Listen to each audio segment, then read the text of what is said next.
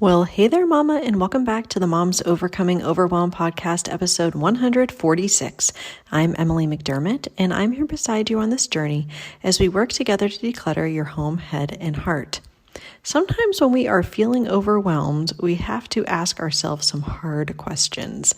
And one of these questions is from today's guest, Andrea Dekker. I love this question. Am I causing my own chaos? Wow. And when we understand whether this could possibly be true, we have to look at our non-negotiables and make sure that we're saying yes to what aligns with our values rather than what we should be doing or what others expect from us. And that is how we enjoy contentment in our motherhood. So I am talking today with Andrea Dekker. She is a wife and mother of 4 young children who loves nothing more than being home.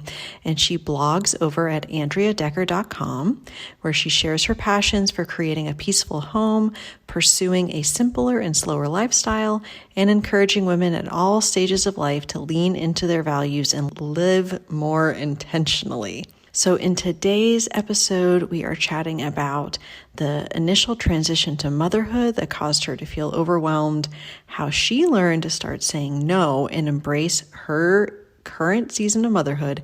And also we dive a little bit into the transition from summer to fall and what back to school looks like in her home. So I know you are going to love this conversation. So what do you say? Grab that notebook and pen and let's dive into today's conversation with Andrea Dekker. Hey there, Mama. Are you tired of all the stuff crowding your home, calendar, and mind? Do you wish you could say goodbye to the endless to-do lists running around in your head? Want to declutter but don't know where to start? You're in the right place. Welcome to Moms Overcoming Overwhelm, where you will find proven and practical solutions to declutter your home, head, and heart. Hi, I'm Emily, a wife, boy mom, and simplicity seeker. I struggled to get pregnant and felt overwhelmed until I discovered decluttering could create the physical and emotional space I needed to become a mom. Now, 2 kids later, I've transformed my life in motherhood by developing simple systems around decluttering, capsule wardrobes, kid stuff, cleaning and tidying, meal planning, time management, and more, and I can't wait to share them with you. If you're ready to reclaim the time and energy you crave, be present with your kids, and finally enjoy the life and motherhood you so deserve, let's kick overwhelm to the curb, shall we? Grab your lukewarm coffee, your notebook and pen, and clear off some counter space. Let's do this. Well, Andrea, thank you so much for coming on the Moms Overcoming Overwhelm podcast. I am very excited to talk to you today. Thanks for having me. It was kind of a fun little treat. Yeah, one of the people in my community recommended you, and my background was in blogging, and then I kind of moved to this audio format, which is still a little strange to me since I'm more of a writer, but I love meeting fellow moms who are trying to live more intentionally and slow down and simplify. And so I would love it if you could introduce yourself, tell us about you and your family, kind of how you support or serve families, and what you like to do in your copious amounts of free time, as I like to say. Yeah, sure. So I've been married for 18 years and we have 4 kids, 2 boys and 2 girls, and they're all kind of the tween-ish age. We have 7, 9, 10, and 12. So it's kind of my favorite. Well, I don't know what the teenage years are going to be like, but this seems like it could be my favorite season because they're all very independent and self-sufficient, and we have no car seats and strollers or no high chairs, no diapers, nothing like that. They can stay home by themselves for short periods of time, but we don't have to worry about driving or jobs or college applications or boyfriends or anything like that yet. So it's a really, really fun season for us. I have been blogging in some form or fashion since 2007. So I've been around for a while, just at my name, andreadekker.com. So it's pretty easy to find me there. And I blog about creating a simpler, slower lifestyle, living intentionally, simple meals, simple tips to clean and organize your home more efficiently. And so that's kind of my jam for as long as I can remember, just maintaining your home in the most efficient and least amount of effort required to do that, and just coming up with tips to simplify and streamline that part of our lives, because whether you work full time or part time or stay at home, most of the time you're still also maintaining a home on top of that. So let's make it simpler. Yeah. And I always joke that I've never met a mom that's like, I have so much time to do all the things that I want to pursue in my life. Like everyone is like, oh my gosh, like let's make the home management, yeah, as simple as possible. I always say, like, how can I lower the bar today with the expectations of my family? Especially around meals and that sort of thing. So you are definitely speaking my language. And I agree, my kids 6 and 8. So for the 6-year-old, there's still some things, that we're kind of helping with, but I do kind of like that sweet spot, like you said, and I'm kind of experiencing that too. So that's really great. And obviously, with 4 kids that are relatively close in age, I'm guessing there's maybe 1 or 2 times in your motherhood that you felt overwhelmed. Probably numerous, but are there any that come to mind where just like you realize, like, okay, this is not working, whether it be routines or things in the home or, just something within the family, and you're like, okay, I'm, raising that white flag of surrender, something needs to change, and kind of what did you shift and change at that time? Well, you're right. There's been several times over the last 12 years that I've felt like, oh, this isn't working and we just need to tweak something and get a better system or get a better flow. Even simple things like how to handle dirty laundry or household chores or meal planning or just like getting to and from school, like morning routines, getting on the bus, that kind of stuff. But if you want the honest answer of the most overwhelming for me, it has been when I had my first daughter and went from no kids, full control of my time, working. I was working from home still at the time because I've been blogging since before they were born. And then all of a sudden, this person who the books told me were going to sleep for the vast majority of the day. And my first child did not sleep. Like she didn't sleep at night. She didn't take naps. We found out like 2 years later that she had major sensory issues.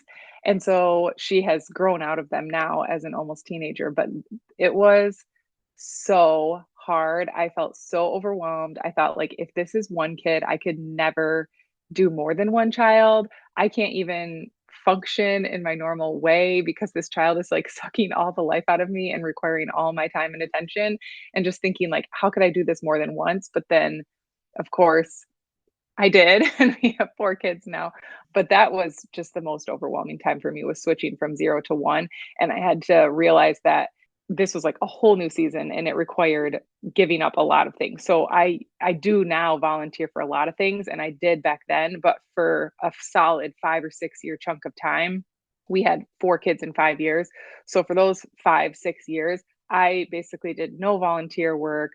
I did not do anything extra. It was just like taking care of my kids, taking care of our house, and doing my blog work during nap times and when they were sleeping. And basically everything else was just off the table, which was such a new thing for me because I was always the person that was like, yes, I have tons of free time. I have very capable multitasking abilities. Like I can do all of this. I'm super efficient and super productive. And then it was just like, whoa, I need to step back and say no to a lot of things.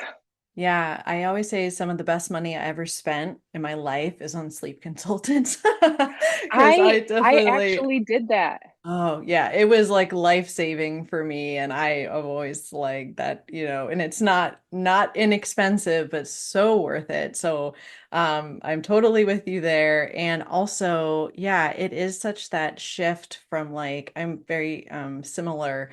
Like, yes, I'm willing to help, like willing to serve and all of this. And then it's like, oh my gosh, yeah, I need to just kind of put the blinders on and focus. But I feel like in our culture, it's sort of like, oh, we're expected as women and moms to just kind of do more and to, okay, you have, your job and your family, and you're going to volunteer at all the things. And if you're not volunteering like at the school, like every week, like why not? Or like, Yeah. what's wrong with you? And for me, that was like a shift of like the mom guilt thing, being like, no, it's okay for my priorities to be my own health and my family and the management of my home. And if that's we talk a lot on the show about capacity. If that's my capacity in this season, like that is okay. And I just have to kind of put the blinders on to what everyone else is doing and not compare myself. But I feel like that's really hard to do because that's not the message that we're receiving around us. Did you struggle with that a little bit too?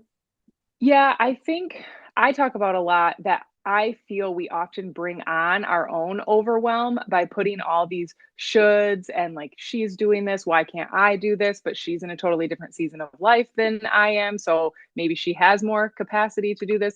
So I just often will tell people, don't cause your own chaos. Don't cause your own overwhelm. Like, look at what you are saying yes to and what you're agreeing to take on. And if it's way more than what you should be, then step back and say no. So, if you look at, okay, I have to take care of my kids, that's a non-negotiable. Like, no one else is going to, well, I don't want anyone else to do that for me. So I'd want to be the one taking care of my kids, and I have to provide for them and like make sure they have food and clean clothes and whatever. I need to keep some semblance of order in our home because we're all happier being here if it's neat and organized and clean, and if we have food ready to go and we're not scrambling and like ordering pizza at 7 p.m. because there's no plan for dinner. So those are two things that I feel are really important. And then for me, I wanted to make sure I had time to do my online work because I enjoyed that and it was like financially beneficial to our family, and I'd much rather do that than work outside of the home. But then outside of that, then I thought, okay, yes, we will do some volunteering at church, but it's going to be age appropriate. So, like, I volunteered in the nursery when I had little kids, and I was like the nursery coordinator. Then, as the kids got older, I volunteered doing the children in worship program and was like participating in it with them. Now, my husband and I are the Sunday school superintendents, and all of our kids are in the Sunday school program. So, it's like we're volunteering for things that really fit with our family's lifestyle right now. And like, my husband will volunteer to be a coach for our boys' football team. So, it's like, he can take them to practice, he can take them to games. It's like a thing that they're doing together. So we're still volunteering, but it's in ways that are really just appropriate for our season of life right now. And we say no to a lot of other things. And so just being okay with that and kind of thinking, am I doing something to cause my own chaos right now by saying yes to too many things or by feeling pressured into too many things? And that's a great way to just kind of evaluate your current season of life, and it could really change the trajectory of your days too if you see like, wow, I'm saying yes to all these things that don't even align with my priorities or my values right now. Yeah, and definitely like doing that heart check, like, are you doing it out of obligation or are you Yeah. doing it because it's something like that you said that aligns? And I find that my default is always like, okay, well, if I don't do it, no one Yes. else is going to do it. And then I've really had to train myself to be like, no, that's not the case. And my husband is really good at kind of calling me on that. Kind of like you were saying, like, am I causing my own chaos? Or does this have to be done right now? Does it have to be done by me? Does it have to be done at all? So that's really helpful. I did have a question about kind of the comparison and how that's really prevalent, especially in like mom culture. And I know that you have kind of said goodbye to social media for the most part, which is amazing. Actually, the person that's my podcast coach who teaches all about online business and podcasting, she's completely off social media and she's enjoying the benefits. And I've cut back a lot. And I was just curious, like, besides all the other mental health benefits of that, how has that positively impacted you kind of not comparing yourself to other moms and kind of like what they're doing and feeling like, well, I should be such and such, kind of like you said, the causing your own chaos? How has kind of not being involved in social media as much impacted that for you? Well, certainly I don't think there's any way it could have harmed me by Hmm. not being on social media, from a personal and mental and emotional standpoint. Also, from a time management standpoint, I never used it so much as a personal tool. It was more just a free way to promote my blog and my blog posts and different sponsorship opportunities that I got because they always wanted me to post things on social media. So it was more a business tool, but the amount of time that was required to keep up with it and to post and to schedule things and to then go back and monitor and respond to comments, that was just so time intensive. And then you know how people can be very blunt on the internet, especially when there's like the computer wall between you. And then I would feel like, oh, this person is kind of angry that I posted this, or they have a very different opinion than me. Like, I wonder if I should rethink it. And it's like, no, there's not a right or wrong answer to this. I'm just sharing my opinion. My blog has my name on it. I have a right to share my opinion. It was nothing like scandalous or super controversial. And then I just felt like, oh, all these people are, agreeing with me or disagreeing with me, and it would change how I would feel about things. And the main reason I got off is just because of the time, though. And it's been almost 5 years now, and the time freedom I can't even fathom, because the internet has changed so much in 5 years, and the amount of social media stuff that so many businesses and bloggers do is astronomical, and most of them are hiring it out. And they like have an Instagram person, and they have a TikTok person, and they have a Facebook person, and so they're paying all these people. And I just kind of thought, well, I'm missing out on some income by not being able to promote my posts on these free social media channels, but I'm saving so much time, I'm saving so much stress. And then even when I would go on there for business things, I would see all the other things, and that, oh, this lady's doing this, and oh, look at this house that's like so much nicer than mine, and hers is like well decorated, and wow, that's a really big house. Like, and then you just kind of get these thoughts of, well, what if I had something more like that? Or maybe I should do something more like that, when in reality, I'm very content in my home, and it is not huge, but it's very sufficient for our family, and we lack nothing that we actually need to survive. And so just from a contentment standpoint, it has been extremely beneficial. Yeah, definitely. And I think that, the number one thing I always hear from moms, and I'm sure that you hear this as well from your readers, is like, time, time, time. Like, I don't have the time. I don't have the time. I don't have the Yeah. time. And again, going back to your point about like creating our own chaos, if we are constantly scrolling, not only the time suck that ends up being, but then also like feeling less than, not enough, not to mention all the ads. So it's kind of like just more Yes. fuel to the fire of feeling like, well, I'm not enough because I don't have X, Y, and Z.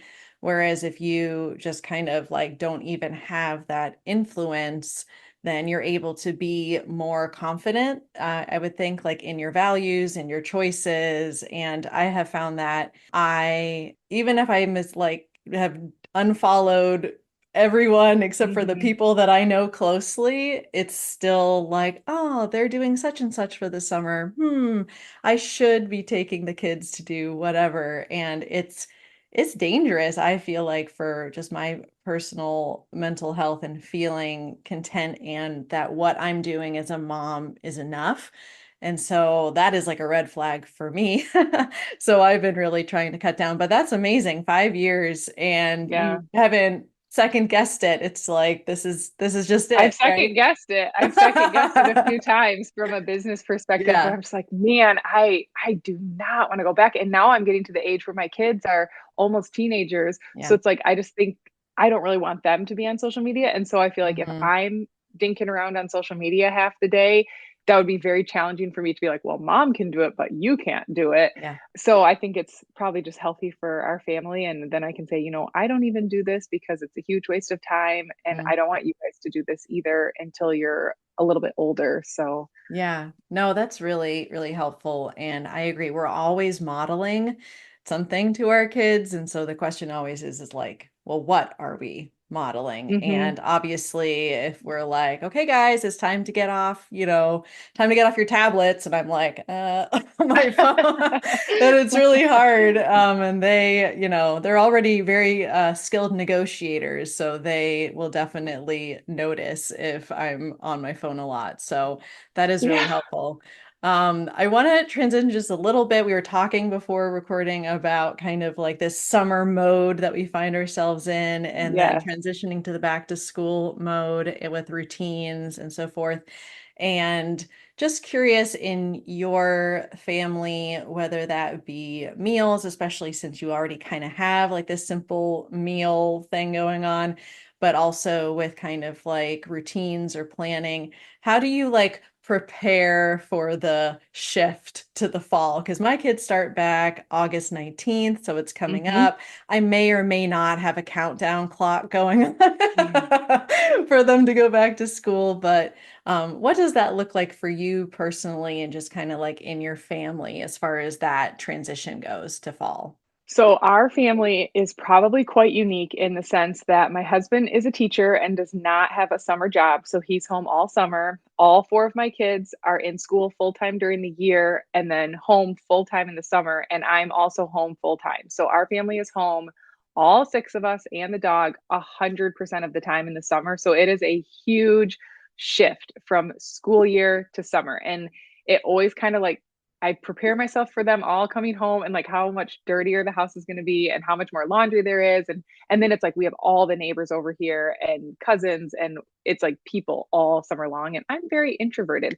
And so it is like it takes me a couple weeks to like gear up for summer and then I do find myself getting a little bit excited for the fall when it's like, "Oh, I'm going to be able to clean my house and let it be clean for a few hours before everyone comes home again and I'll actually be able to think my own thoughts and not be serving a snack like 7 times a day to all the neighborhood kids." So it is, I love summer and I love everyone being home, but it is definitely a change for our family. So I don't actually do a ton of prep work to prepare for going back in the fall. I kind of just we just like rip the band-aid off and then it happens and we go to school and they're a little bit tired that first week, but then we just naturally get into the routine of earlier bedtimes, earlier waking up, and that works itself out really well. And they're tired for a couple of days and then they get over it. But in terms of cleaning and meal planning, that type of stuff, I've it's just kind of like a bike that I pick up again and I get on it and ride. And so I've done this every year, really relaxed on meal planning in the summer, more relaxed on cleaning in the summer, and then in the school year I just start up my routine again. We also start on August 19 and so everyone's going to be going back, but my routine is Monday mornings. I do like laundry marathon, do all the laundry and while I'm doing I should preface we do have two washers and two dryers. So it's very nice. I do all the laundry in like 3 hours because I'm just like rotating loads. And while I'm doing the laundry, I clean the entire house, bathrooms, floors, dusting, kitchen, mudroom.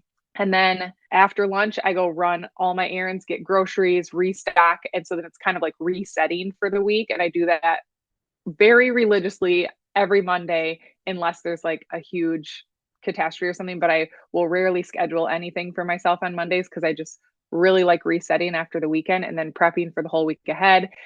And then I will be very routine about my meal plans as well, because I think that is probably one of the most important things you can do to have your home life run smoothly because the kids are always hungry. And if you have school and then if you have any sort of evening activity, there's usually like a smaller window for dinner. And so just making sure you have something that it's not like, oh, we need to leave in 15 minutes. Shucks, I was planning on making a roast or something like that. That's going to take 3 hours. So having that all planned ahead of time, I usually do that on Sunday afternoons. I'll kind of go through and look at what our schedule is and like, okay, this night we need a quick meal. This night we'll have a lot more time. So I could do a bigger meal. This day I'm going to be gone all day. So I'll do a crock pot meal, kind of plan out my meals on Sunday and then make my grocery list on Sunday, which then I'll go get all those groceries on Monday. Yeah, that's really interesting, kind of like front loading the week. I really Yeah. like that. And you were mentioning about just really wanting to keep those weekends free so you're not having Hmm. to do like the cleaning and the errands and so forth. And I think that always, goes back to like, okay, when we're intentionally planning our schedule, like what are the non-negotiables? What do we really want to have kind of be those boundaries? And so I love that, you're able to kind of front load that. And I just keep thinking about Mondays and I'm like, do I have the energy to do everything that Andrea does on a Monday? I don't know. That's a lot. It's like a full bonanza of everything. But do you ever You like know, just not have the energy on a Monday and you're like, okay, I'll do some of it, but I gotta do some of it on Tuesday because it's just too much? Or do you just like power through? so I don't hate doing housework. I kind of enjoy it and I really enjoy the end result of a clean home and just resetting after like a weekend where like people over or like things get all out of place and so I look forward to it. And I'll save most of my podcasts and listen to them on Monday, or I'll listen to an audiobook for like 4 hours straight on a Monday and plow through almost a whole book.